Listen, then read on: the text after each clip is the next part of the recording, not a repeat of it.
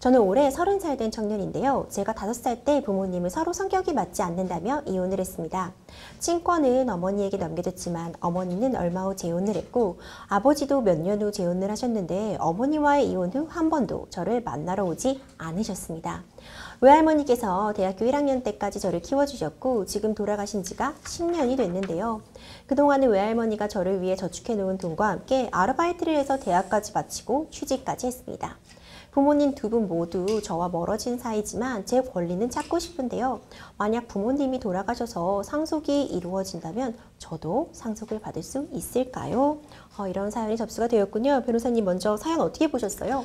네, 부모님이 이제 모두 이혼을 하시고 그 외할머니의 손에 이제 키워지게 되신 점에 대해서 좀 안타까운 마음도 들었지만 지금처럼 굉장히 이제 건강하게 장성을 하셔서 궁금한 점 이렇게 알려드릴 수 있게 돼서 매우 다행이라고 생각합니다.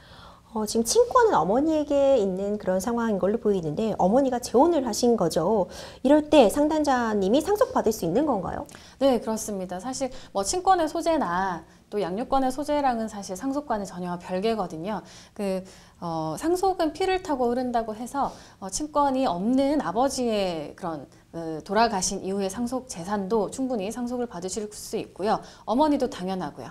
아, 그렇군요. 오히려 친권과는 무관하게 그냥 피를 타고 흐른다 이렇게 이해하시는 게 굉장히 좀 이해가 쏙쏙 들게 설명해 주신 것 같은데 아버지 같은 경우는 지금 재혼을 하시고 새로운 가족이 생긴 상황이에요. 그쪽 가족이 이제 공고하게 만들어진 상황인데 이런 경우에도 상속 가능하다는 말씀이신가요? 네.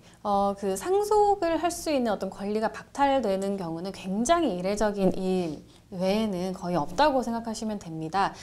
지금 사연 상담자님께서 다른 가정의 어떤 친양자로 입양이 된다든지 뭐 그런 케이스 혹은 지금 뭐 새로 생긴 구하라법 뭐 이런 것에 의하면은 굉장히 반대 역의 케이스, 그 자녀가 피치 못할 사정이 있어서 부모가 상속을 받는데 그 양육에 굉장히 소홀했을 경우에 부모가 그 상속을 받기 어려워지는 뭐 이런 일은 있더라도 자식이 부모의 그 사망에 따른 상속을 받지 못하는 일은 없다고 보시면 되고요. 새로운 가족이 생겼다. 이것은 전혀 상속의 어떤 그 저해 요소는 아닌데 다만 그 상속권자가 지금까지 원래는 이혼하신 상태에서 직계 비속이 본인 혼자였으면 혼자 다 모든 재산을 상속받을 수 있었던 것이 아버지가 새롭게 만든 새로운 가족에 의해서 배우자가 있고 또 새로운 또 자식이 생겼다라고 하면은 그분들과 함께 그 비율대로 또 상속을 또 받으셔야 되기 때문에 그 비율, 그 크기는 줄어드는 효과는 있을 수 있습니다. 하지만 상속은 당연히 가능합니다.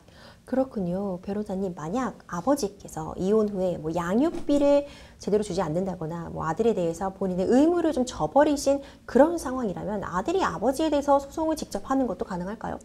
양육비 어떤 지급에 대해서 과거의 양육비도 청구를 해서 받을 수 있다라고 나오고 있기는 하고요. 그래서 자식의 입장에서도 그 본인이 이제 성장하는 데 필요한 그 돈에 대해서 충분히 지원을 못 받은 상황이라면은 당연히 이제 기본적으로는 가능한데 만약에 그것이 다른 양육자에 의해서 충분히 지급되고 했을 때 어떤 손해배상의 개념에서 이제 그 양육비에 대해서 어떤 손해를 받지 않은 상황이라면 또 어느 정도 참작은 될 수 있겠습니다. 하지만 그 과거의 양육비도 청구를 할 수 있는 것은 분명합니다. 그렇군요. 변호사님, 그렇다면 이 양육비라는 게 도대체 어떤 기준으로 정해지는 것인지도 좀 궁금하고 못 받았을 때 이 미지급금을 청구할 수 있는 방법도 좀 알려주시면 도움될 것 같거든요. 네, 양육비는 기본적으로 어떤 딱 정해진 개념, 법적으로 강제된 개념이 어떤 그 금액 기준이 있는 것은 아닌데 추천하는, 권고하는 안이 있기는 합니다. 가정법원에서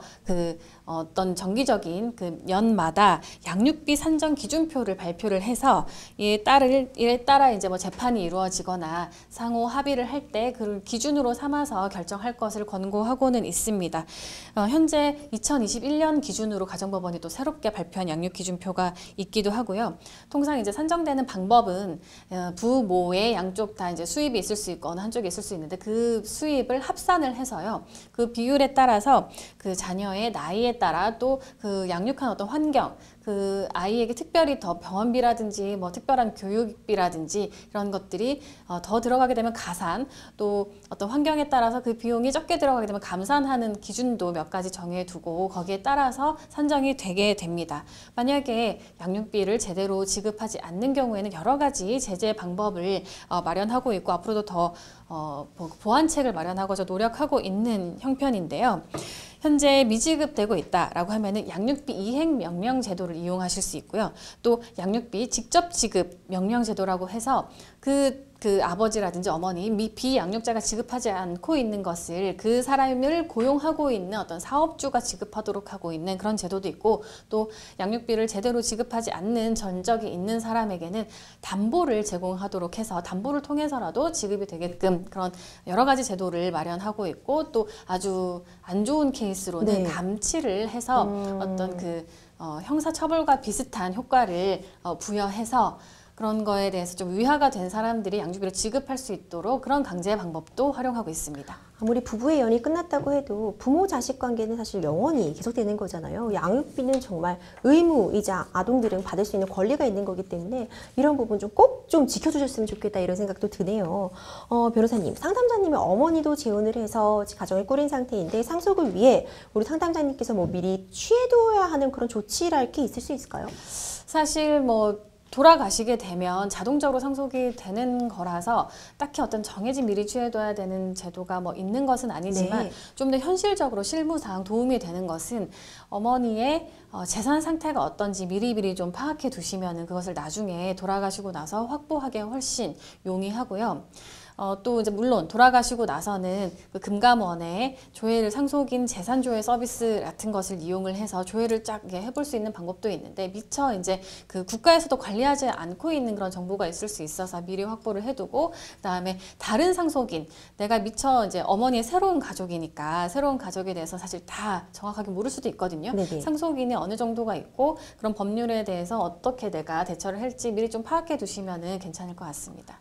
그리고 이제 네. 어머니께서 만약에 유언을 할 때를 대비해서 유언 내용도 유언장이라든지 이런 정보도 이제 확실히 이제 빨리 접근하시고 정확하게 접근해 두실 수 있으면 더욱 좋습니다. 변호사님, 마지막으로 좀 고민이 많으실 것 같은 우리 상담자님께 좀 조언 한 말씀 해주시면서 좀 정리해 주시죠. 지금 이제 가족들이 좀 뿔뿔이 흩어져서 상속 관계도 조금 다소 복잡해진 면은 분명히 있습니다. 그렇죠. 하지만 그 상속권자인 것만큼은 전 변하지 않는 사실이니까 특히 이런 케이스의 경우에는 그 부모님들이 새롭게 얻게 되는 새로운 가족들과 분쟁이 굉장히 생기기가 쉽습니다. 자기 그렇군요. 친가족들보다는 훨씬 더 분쟁의 횟수가 더 많거든요. 저희가 실무상 접해보면. 그렇기 때문에 그 사람들과 이제 미리 분쟁이 되지 않도록 미리 정해두고 미리 약속해두고 이제 부모님의 어떤 유언이라든지 이런 정보를 미리미리 확보해두는 것이 가장 좋겠습니다. 네, 변호사님 조언 말씀드린처럼 뭐 미리 준비해둘 수 없는 부분도 많이 있겠지만 적어도 좀 사전에 대화를 통해서 좀 협의를 해두시는 게 추후에 분쟁을 피하는 데 도움이 될 수 있겠다 이런 생각이 듭니다.